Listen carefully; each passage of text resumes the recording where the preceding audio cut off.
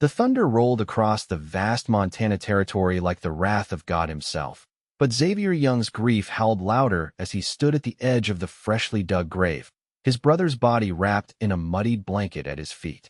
The year was 1876, and the West had claimed another soul without ceremony or fanfare, just as it had claimed so many before. Xavier's hands were raw and bleeding from digging through the night. The shovel handle worn smooth by generations of his family, now splintered and abandoned beside the mound of displaced earth. The storm had finally passed, leaving behind a sky washed clean and impossibly blue, mocking his pain with its serenity.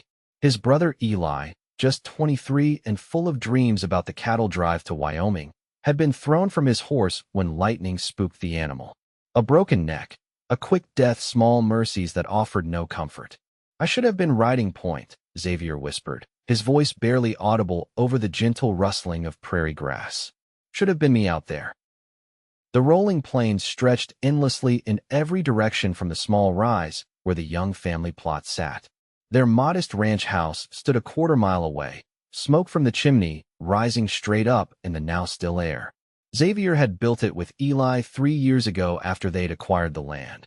Both of them barely past 20 and full of the reckless optimism that drove men westward. The sound of approaching hoofbeats pulled Xavier from his thoughts. He didn't turn, assuming it was one of his ranch hands coming to offer condolences or ask about the cattle. They'd lost a dozen head to the storm, but Xavier couldn't bring himself to care about the financial loss. Not when he was burying his only brother, his last remaining family. "Mr. Young." A woman's voice, gentle yet firm, reached him. Xavier turned slowly, surprised to see Abigail Price seated atop a dappled mare. Her auburn hair was tied back in a practical braid, her riding clothes simple but well-made. The daughter of the town's doctor, she'd arrived in Cottonwood Springs last year to help with her father's practice. At 24, she was already known throughout the county for her skill with herbs and her willingness to travel to the most remote homesteads when illness struck.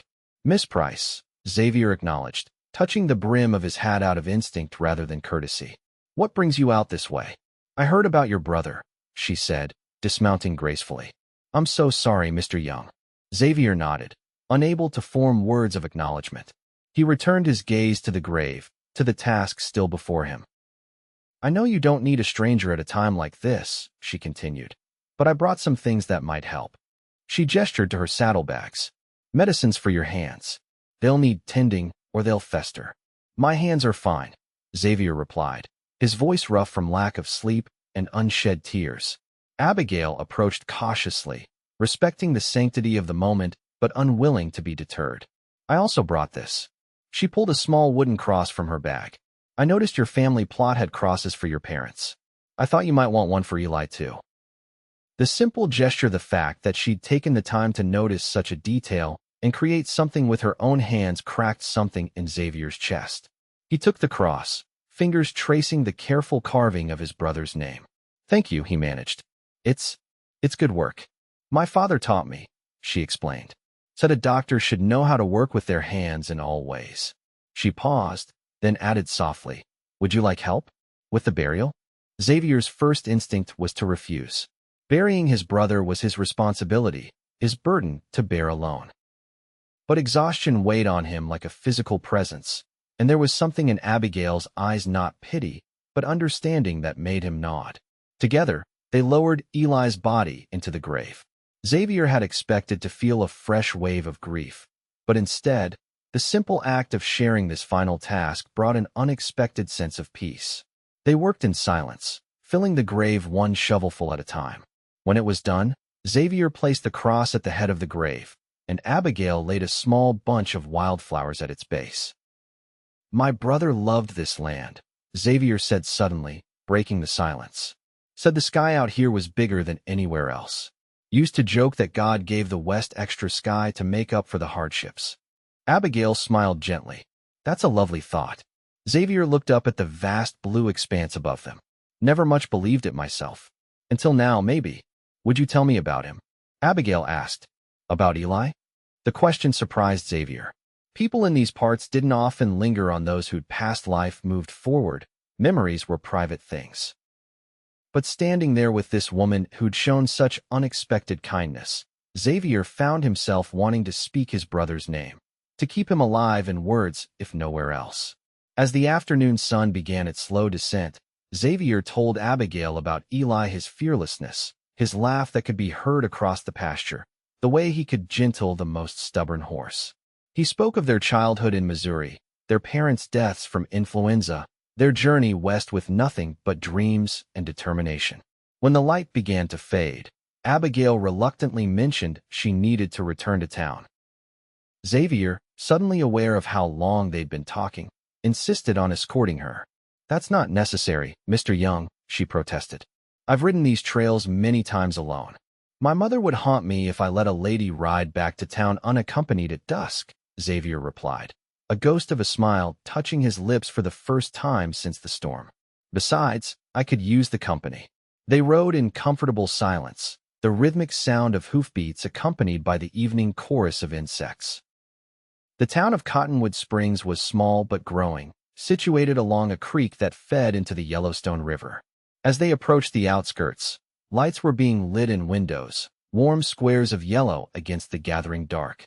"Your father's practice is at the end of Main Street, isn't it?" Xavier asked as they entered town. "It is," Abigail confirmed. "Though we live above it, so it's home as well." When they reached the doctor's office, Xavier dismounted to help Abigail down, though she clearly needed no assistance. Her father, Dr. Price, appeared in the doorway, his spectacles perched on his nose and a concerned expression on his face. "Abigail, I was beginning to worry," he said, then noticed Xavier. "Mr. Young, I heard about your brother. My deepest condolences." Xavier nodded his thanks. "Your daughter was kind enough to help with the burial. I wanted to see her safely home." Dr. Price smiled warmly at his daughter. "Always taking care of others, aren't you?" He turned back to Xavier. "Would you join us for supper, Mr. Young? Nothing fancy, but there's plenty."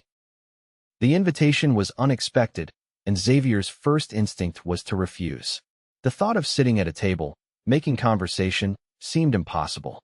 But Abigail's expression, hopeful yet understanding, made him reconsider. "That's very kind, but I should get back to the ranch. My hands will be wondering where I've gone." "Of course," Dr. Price nodded. "Another time, perhaps." Abigail stepped forward. "Your hands, I haven't treated them yet. At least let me do that before you go." Xavier looked down at his palms, raw and crusted with dirt and blood. He'd forgotten about them entirely. "It's nothing that won't heal on its own, Miss Price." "Probably," she agreed. "But why suffer unnecessarily? It won't take but a moment." Before he could protest further, she was guiding him into the doctor's office and to a small examination room. The space was meticulously clean, with shelves of labeled bottles and jars, and the scent of herbs and alcohol in the air. Abigail worked efficiently, cleaning his wounds with a gentleness that belied her firm touch. "You're good at this," Xavier observed as she wrapped a bandage around his right hand. "I should hope so."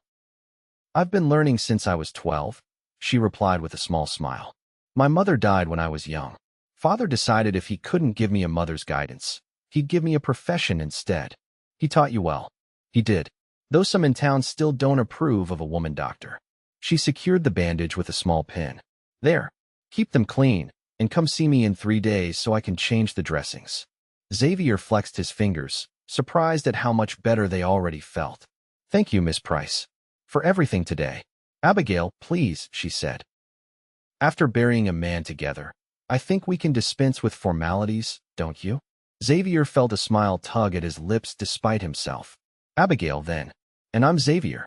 When he left the doctor's office that evening, Xavier felt something he hadn't expected to feel again so soon, a small flicker of warmth in the cold hollowness of grief.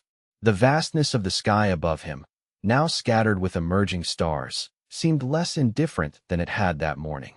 3 days later, Xavier returned to town as promised, his hands healing but in need of fresh bandages. Abigail treated him with the same gentle efficiency, but this time their conversation extended beyond medical matters. She asked about his ranch, about his plans now that he was running it alone. Xavier found himself answering honestly, admitting his uncertainty. "Eli was always better with the business side of things," he confessed. "The numbers, the planning. I'm more comfortable with the physical work. Perhaps you need a partner." Abigail suggested as she secured the new bandage. Someone who complements your strengths. Xavier's eyes met hers, something unspoken passing between them. Perhaps, he agreed softly.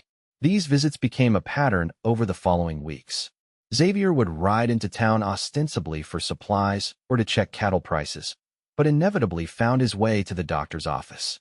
Sometimes Abigail was busy with patients, and he would wait, making conversation with her father or reading one of the medical journals that littered the waiting area. Other times, she was free to join him for coffee at the small cafe next door.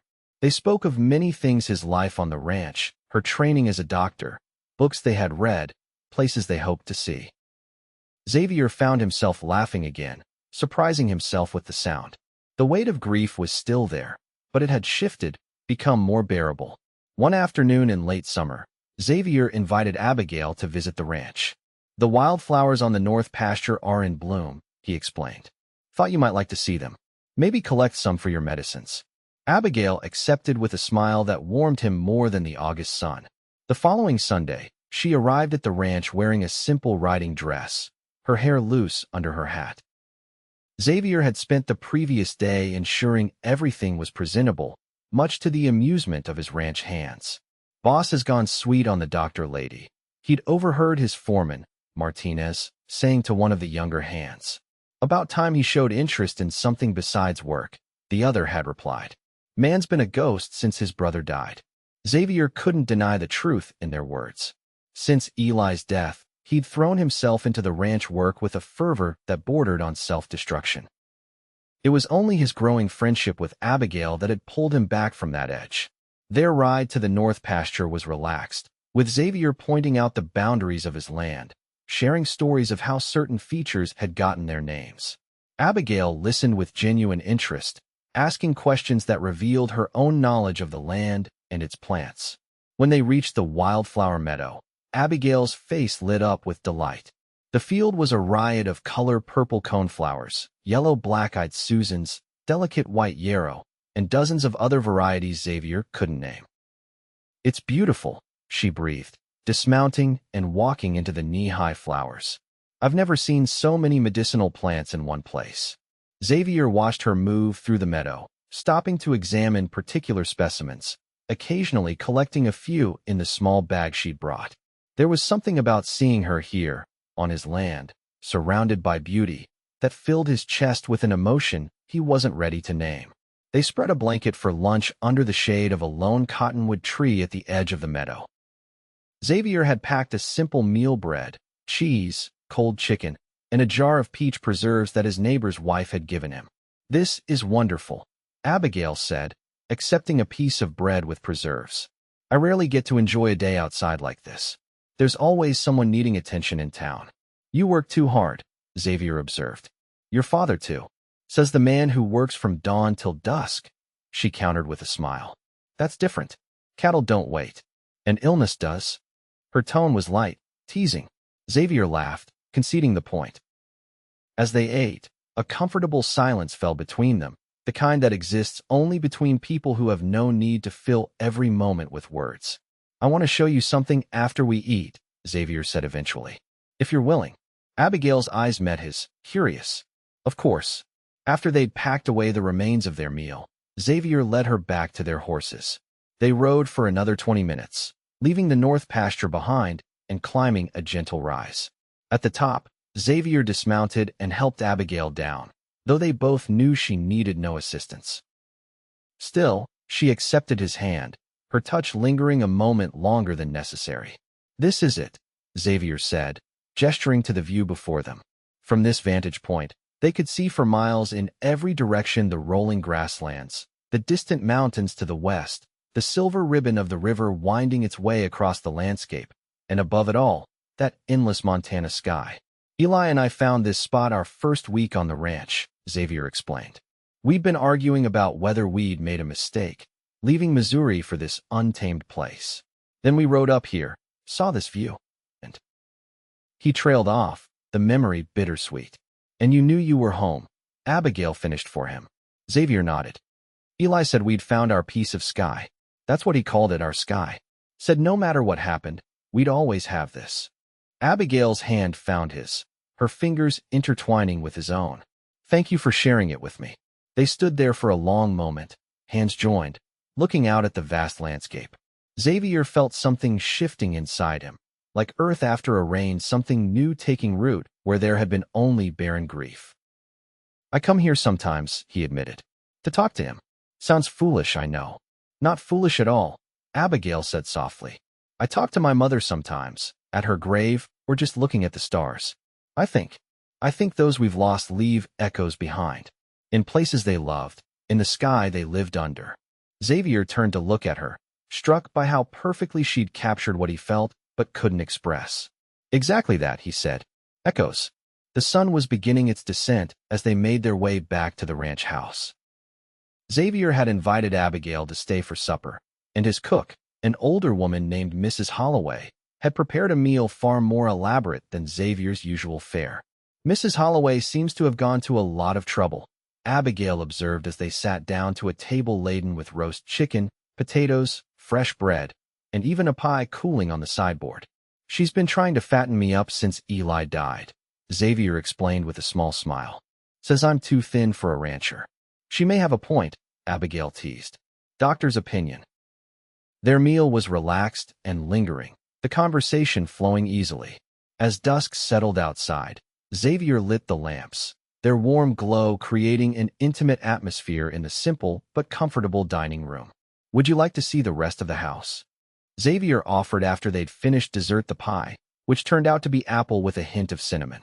Abigail accepted, and Xavier showed her through the modest ranch house, the sitting room with its stone fireplace, the small study where he kept the ranch accounts, the kitchen where Mrs. Holloway reigned supreme. It was a practical home, built for function rather than show, but there were touches of care throughout: handmade curtains, bookshelves Xavier had built himself, a quilt their mother had made on the back of a chair. It's a lovely home, Abigail said sincerely. It feels lived in, loved. It's been quiet since Eli. Xavier paused, then continued, but yes, it's a good home. Needs a woman's touch, Mrs. Holloway always says. The words hung in the air between them, loaded with possibility. Abigail's cheeks colored slightly, but she held his gaze. Perhaps it does, she agreed softly. The moment was interrupted by a knock at the door. Martinez, coming to inform Xavier that one of the pregnant Mares was showing signs of early labor. Duty called, and Xavier reluctantly told Abigail he needed to attend to the horse. I should be heading back to town anyway, she said, gathering her things. Father will be wondering where I am. Let me arrange an escort for you, Xavier insisted. I don't like the idea of you riding alone at night. I've done it before, Abigail reminded him, but I won't refuse the company. Xavier assigned one of his most trusted hands to accompany her back to Cottonwood Springs, promising to come to town himself in a few days to see her again. As he helped her onto her horse, their hands met once more. Thank you for today, Abigail said. For sharing your land, your home, your sky. Thank you for helping me see it all again, Xavier replied, the depth of his gratitude evident in his voice. The following weeks saw a deepening of their connection. Xavier found reasons to be in town more frequently, and Abigail made several more visits to the ranch, sometimes to treat a sick animal, sometimes simply to spend time with Xavier. The people of Cottonwood Springs began to take notice of the growing relationship between the rancher and the doctor's daughter. Town's talking, Dr. Price mentioned casually one evening when Xavier came to dinner. Speculation about your intentions toward my daughter. Xavier met the older man's gaze directly. My intentions are honorable, sir. I care deeply for Abigail. Dr. Price nodded, seemingly satisfied. Good. She deserves nothing less. After a pause, he added, she smiled more these past months than I've seen in years. Autumn arrived, painting the landscape in golds and reds. Xavier's cattle business was thriving, partly due to Abigail's surprising head for figures. She'd helped him reorganize the ranch accounts, suggesting changes that had improved his profit margin considerably. They worked well together, each complementing the other's strengths. On a crisp October morning, Xavier rode into town with a specific purpose in mind. He visited the general store first, where Mrs. Henderson, the owner's wife, helped him select a small gold ring with a modest sapphire, the color of our Montana sky, she'd said approvingly. Next, He visited Dr. Price at his office, finding the older man alone while Abigail was out on a house call. "Sir, I'd like to ask for your blessing to marry your daughter," Xavier said without preamble once they were seated in the doctor's study. Dr. Price studied him for a long moment. "You've known each other less than 6 months, Xavier. Some might say that's not long enough." "In normal circumstances, I might agree," Xavier acknowledged. "But there's nothing ordinary about what I feel for Abigail. She helped me find my way back to life when I thought part of me was buried with my brother. I love her, sir, more than I thought possible." The older man's expression softened. "And have you discussed this with her?" "Not directly," Xavier admitted. "I wanted to speak with you first." Dr. Price nodded approvingly. "Well, you have my blessing, for what it's worth. But Abigail makes her own decisions, always has. You'll need to convince her, not me." Xavier left the doctor's office with the ring in his pocket and a plan forming in his mind. The following Sunday, he invited Abigail for another ride, this time with a specific destination in mind. The day was perfect, clear, and cool, with the aspens in the draws showing their golden colors against the evergreens. They rode at a leisurely pace, talking about the upcoming winter, the preparations needed at both the ranch and the doctor's practice. Xavier led them to the family plot where Eli was buried. The grave was well tended now, with perennial flowers Abigail had helped him plant beginning to establish themselves around the wooden cross. "I wanted to come here first," Xavier explained as they stood before the grave. "To include him, somehow." Abigail squeezed his hand. "I understand. After you helped me bury him, I didn't think I'd ever feel whole again," Xavier said, his voice steady despite the emotion behind his words. "I was just going through the motions, existing but not living. You changed that, Abigail. You helped me see that life goes on, that there can be joy even after loss." He turned to face her fully, taking both her hands in his. "I love you. I think part of me has loved you since that first day, when you brought that cross for Eli and asked me to tell you about him." Abigail's eyes shone with unshed tears. "Xavier, I know it hasn't been long," he continued, "but I also know what I feel. What we have." He reached into his pocket and withdrew the ring. "Abigail Price, will you marry me? Will you share my life, my home, my sky?" Tears spilled onto Abigail's cheeks as she nodded. "Yes," she whispered, then more firmly, "Yes, I will." Xavier slipped the ring onto her finger, then drew her into his arms, kissing her with all the love and gratitude he felt. When they finally parted, both were smiling through tears. "He would have liked you," Xavier said, glancing at his brother's grave. "Eli, I mean. He always said I needed someone practical to balance me out." "And what did you think you needed?" Abigail asked, her hand warm in his. "I didn't know until I found you," Xavier replied honestly. "Someone brave enough to approach a grieving man. Someone who sees beauty in wildflowers and medicine in weeds. Someone who understands that the sky holds both storms and stars." From the grave site, Xavier led Abigail to their special spot, the high point where they could see for miles.